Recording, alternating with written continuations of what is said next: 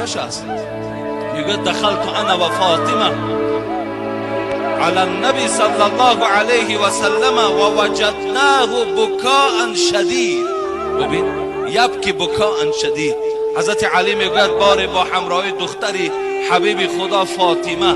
شما میدونید که حضرت علی داماد حبیب خدا بود، شوهر فاطمه دختر دوستدار حبیب خدا بود که میگوید در چهره از حبیب خدا هیچ دیگرگونی نداشت، به نهایت با حبیب خدا مانند بودن.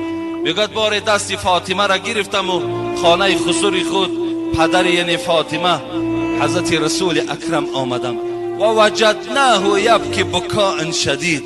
آمدم که مثل کودک گریه دارد، بسیار یک گریه سخت داشتند. فقلت یا رسول الله فداک امی و ابی. حضرت علی میگوید وقتی گریه حبیب خدا را دیدم خیلی ناراحت شدم، فکر کردم از دست یگان نصرانی باشد، از دست یگان یهودی یگان رنجش در حبیب خدا پیدا شده باشد. گفتم ای حبیب خدا پدر و مادرم فدای تو بود، ما الذی ابکاک، چی شد که تو اینقدر گریه داری؟ حبیب خدا گشته و به جانب فاطمه و جانب علی چی گفتن؟ گفتن زمان همون شب معراج یادم آمد، شبی که حبیب خدا پیش خداوند رفته بود، سیر جنت و سیر دوزخ کرده بود.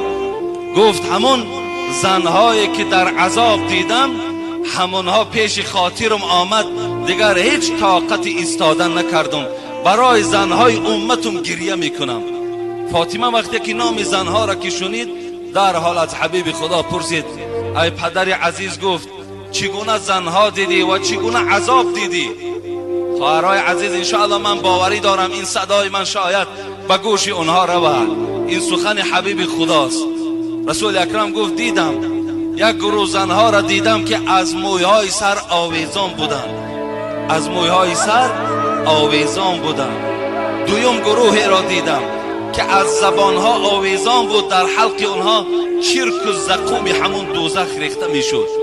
سوم طایفه را دیدم که پایهایشان بر راست سینه ها آمدگی و دستها در پس سر بستگی، مار و کژدم اونها را عذاب میداد.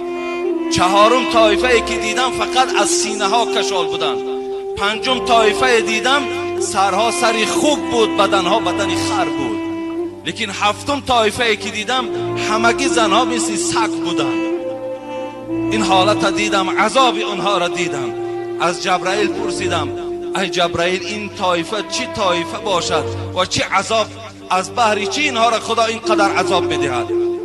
حبیب خدا را جبرائیل چی گفتن؟ اینها میبینی که از مویهای سر کشالند، اینها دخترهای هستند که در دنیا نام مسلمانی داشتن رای که روی مال نداشتن، اینها سرهای لوچ بودن.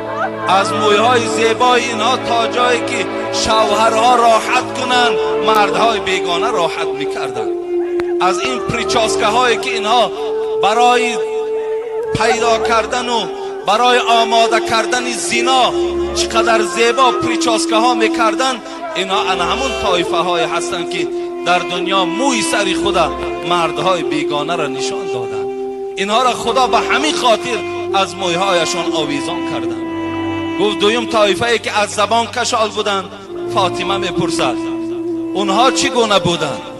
حبیب خدا گفت اون زنهایی که از زبان کشال بودند و در حلق اونها زقوم و زرداب دوزخ ریخته میشد، زنهای بودند که با این زبان در دنیا شوهرها را آزار میدادند، با شوهرها جنگ و جنجال میکردند، شوهرها را لازم میشد دهنی اونها گفتن نام میبردن. امروز جوانای ما اونقدر با ایمان شدن که از من سوال میدهد اگر زن گوید که در دهنت فلان کنم طلاق میشود یا نمیشود؟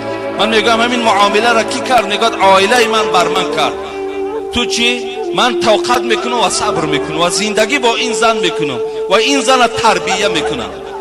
ببین این از زبان جوانهایی که امروز الحمدلله گویم که ایمان کامل دارن، از زبان همون جوانها صادر میشود. همین زنهایی که از زبان آویزانند، زنهای